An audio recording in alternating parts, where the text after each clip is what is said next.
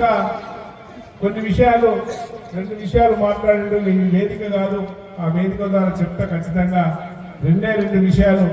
ఒకటి మా దళితుల భూముల కోసం ఖచ్చితంగా మా ముఖ్యమంత్రి గారి దగ్గర తీసుకెళ్తాం, ఆ సమస్య ప్రయత్నం చేస్తాం. రెండోది ఈ ప్రాంతంలో వక్ఫ్ బోర్డు సమస్య, అది మేము తెచ్చింది కాదు. వక్ఫ్ బోర్డు సమస్య ఈ రోజు రాలేదు. గత ప్రభుత్వాలలో 25 సంవత్సరాల నుంచి నేను కానీ ఈ వేదికలో ఉన్నాం. ఒకసారి ఉప సర్పంచ్ చేసిన, ఒకసారి సర్పంచ్ చేసిన, తర్వాత మేయర్ కూడా అయ్యింది. అంటే ఈ నరసింహారెడ్డి గారు సర్పంచ్ ఉంటే అందరం పర్మిషన్లు ఇచ్చినాం, ఇల్లు కట్టుకున్నాం, రోడ్లు వేసినాం, డ్రైనేజీలు వేసినాం, కమిటీలు కట్టించినాం, అన్ని కట్టించినాం. కానీ గత కేసీఆర్ ప్రభుత్వం వచ్చినప్పుడు మరి 2019-20లో ఆ సమస్య మా పానాన్ని చుట్టుకుంది. అందరం బలిపశులు అవుతున్నాం. దానికి కారకులు టీఆర్ఎస్ లో ఉన్నటువంటి మంత్రి గారు, ముఖ్యమంత్రి గారు అని చెప్పి నేను తెలియజేస్తా ఉన్నాను. ఆ నింద మా మీద వేయద్దు. చేసింది తప్పు మీరు. 10 సంవత్సరాలు తెలుగుదేశం పార్టీ అధికారంలో ఉంది, 10 సంవత్సరాలు కాంగ్రెస్ పార్టీ అధికారంలో ఉంది, 10 సంవత్సరాలు మీరు అధికారంలో ఉన్నారు.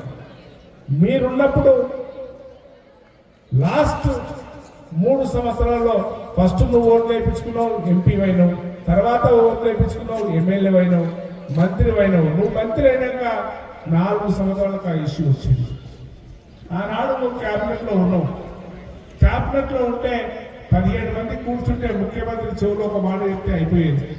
అది మా మీద రుద్దాలని చూస్తున్నాం. మల్లారెడ్డి గారు మీరందరూ సంతోషం.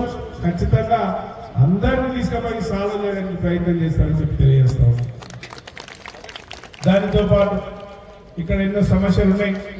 యువకులందరూ ఏకం కావాలి. ఈ ప్రాంతంలో మొన్ననే మనం ఎవరికి వచ్చినా సరే అందరం కూడా సమిష్టిగా ఉద్యమం చేసి ఈ ప్రాంతానికి అభివృద్ధి చేసుకోవాల్సిన అవసరం ఉంది. నేను ఖచ్చితంగా మీకు తెలియజేస్తా ఉన్నాను.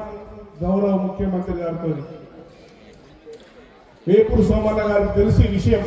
ఎందుకంటే వేదిక మీద నేను తమ్ముడు ఒక 10 మంది ఉండేవారు. వారు పోలీసులు మేము ప్రతిపక్షం ఉన్నాం కనుక టీఆర్ఎస్ ఏవైతే ఆదేశాలు ఇస్తే ఆ ఆదేశాలకు అనుగుణంగా ఇంటికాడికి వెళ్ళి మీ పోగొందాక పోతవా అని చెప్పి రోజు మాకు ఒక డబ్బుకుంటుంది.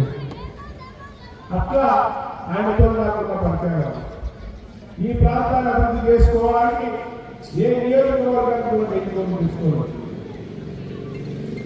మరి నా ఊళ్ళో నేను ఖచ్చితంగా ఈనాడు 100 రూపాయలు తీసుకొచ్చినట్టే మరి గౌరవ మాజీ ఎమ్మెల్యే గారిని కానీ టీఆర్ఎస్ నాయకులు కోరుతాం.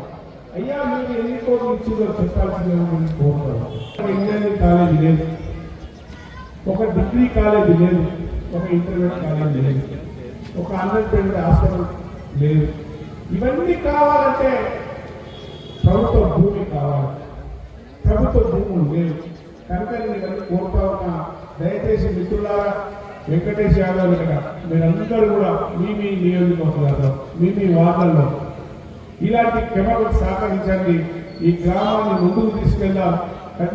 అందరం కలిసి టీఆర్ఎస్ తెలియజేస్తూ మరి వెంకటేష్ గారు చేసినటువంటి కార్యక్రమం ముఖ్యంగా 23వ డివిజన్ ప్రజలకు ఈ కార్యక్రమం విజయవంతం చేసిన ప్రతి ఒక్కరు కూడా మనస్ఫూర్తిగా సెలవిస్తున్నాను.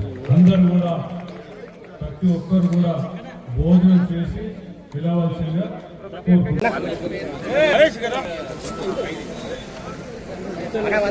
చూడాలి.